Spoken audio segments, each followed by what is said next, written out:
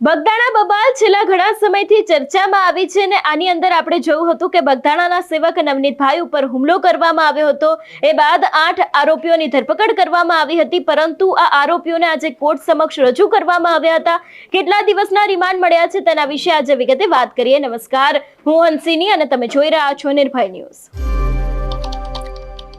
બગદાણા બબાલની અંદર બગદાણાના સેવક નવનીતભાઈ ઉપર જીવલેણ હુમલો થયો હતો અને હવે જ્યારે આ સમગ્ર ઘટનાને લઈને એક મોટા સમાચાર સામે આવી રહ્યા છે। હું મુકેશ ડાપા, મહુવા કોર્ટ।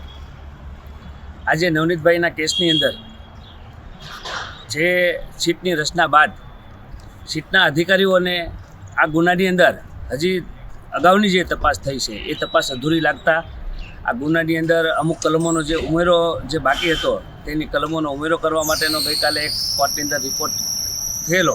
તેમાં બીએનએસની કલમ 61(2) અને 126 મુજબનો ઉમેરો કરવામાં આવેલો છે। ત્યારબાદ આ કેસની અંદર વધુ ઇન્વેસ્ટિગેશન માટે અગાઉના જે અધિકારીઓએ જે તપાસ કરી છે તેમાં જે ખૂટતી કડીઓ છે અને આ જે કેસ છે એને જોડતી કડીઓ કોઈ હોય, કોઈ કોલ રેકોર્ડ્સ, વિડીયો રેકોર્ડિંગ્સ કે કોઈ એકબીજા સાથે સંકળાયેલા હોય એ બાબતની તપાસ માટે આ સીટના અધિકારીઓએ આ જે આરોપીઓ છે, જે પકડાયેલા આરોપીઓ 8 એ 8 આરોપીઓની 7 દિવસ માટે ફર્ધર રિમાન્ડની માગણી નામદાર કોર્ટમાં અરજી કરેલી, જે તમામ પાસાઓને સમક્ષમાં રાખીને નામદાર કોર્ટે આ તમામ 8 આરોપીઓના 3 દિવસના એટલે કે સોમવાર 12 તારીખે સાંજના 4 વાગ્યા સુધીના ફર્ધર રિમાન્ડ મંજૂર કર્યા છે। એટલે હવે આગળની તપાસ સીટ દ્વારા આરોપીઓને સાથે રાખીને કરવામાં આવશે। એટલે આ ગુનાની અંદર તાત્કાલિક આ ગુનાની જે સત્ય હકીકત છે એ બહાર આવે એવી અમારી સૌની માંગ છે।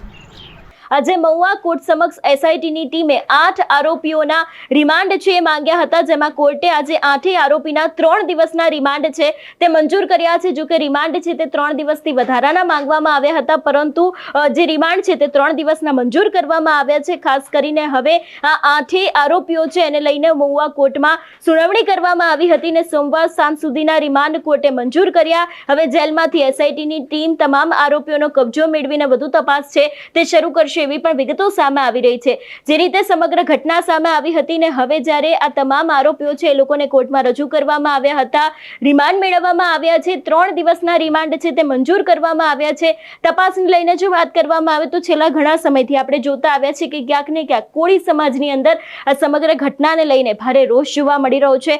કોળી સમાજના લોકોનું એવું પણ કહેવું છે કે પોલીસ દ્વારા સમગ્ર રીતે તપાસ બરાબર કરવામાં નથી આવતી, એવા પણ આક્ષેપો મૂકવામાં આવ્યા હતા। આપણે જોયું હતું કે થોડા સમય અગાઉ જે કોળી સમાજના જેટલા પણ ધારાસભ્યો છે, સાંસદ છે, દરેક લોકો સરકારને રજૂઆત કરવા પહોંચ્યા હતા। એ બાદ એસઆઈટીની રચના કરવામાં આવી હતી ને હવે જ્યારે આરોપીઓને લઈને આ સમગ્ર ઘટનાને લઈને એક મોટા સમાચાર સામે આવી રહ્યા છે કે જેમાં તમામ એટલે કે 8 આરોપીઓ છે એ લોકોના 3 દિવસના રિમાન્ડ છે તે મંજૂર થઈ ગયા છે અને હવે પોલીસ દ્વારા કઈ દિશામાં તપાસ છે તે શરૂ કરવામાં આવશે એ પણ જોવાનું રહેશે અને આ સમગ્ર ઘટનાને લઈને કયા ખુલાસા થાય છે એ પણ જોવાનું રહેશે। આજના દિવસની જો અપડેટની વાત કરવામાં આવે તો આપણે જોતા આવ્યા છે કે કોળી સમાજના લોકો છે એ લોકો એક બાદ એક નવનીતભાઈને મળવા પહોંચી રહ્યા છે। ગઈકાલે સુરતનો કોળી સમાજનો જે લોકો છે એ લોકો 200 ગાડીઓના કાફલાની સાથે નવનીતભાઈને મળવા પહોંચ્યા હતા અને આજે બોટાદના કોળી સમાજના લોકો છે એ લોકો પણ નવનીતભાઈને મળવા પહોંચ્યા છે।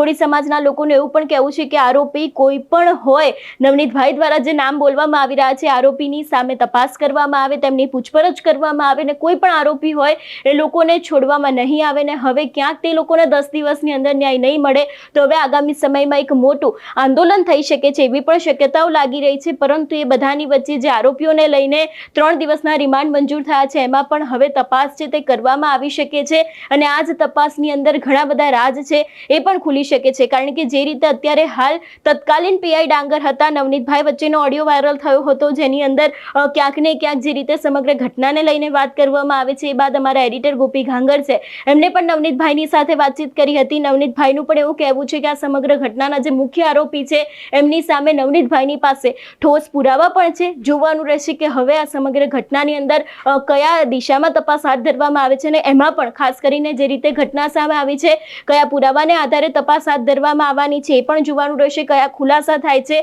એ પણ જોવાનું રહેશે। આરોપીઓના 3 દિવસના રિમાન્ડ મંજૂર થયા છે, એને લઈને તમારું શું માનવું છે અમને કમેન્ટ કરીને ચોક્કસથી જણાવજો. તેની સાથે અમારી ચેનલ નિર્ભય ન્યૂઝને લાઇક, શેર અને સબસ્ક્રાઇબ કરવાનું ભૂલશો નહીં. નમસ્કાર.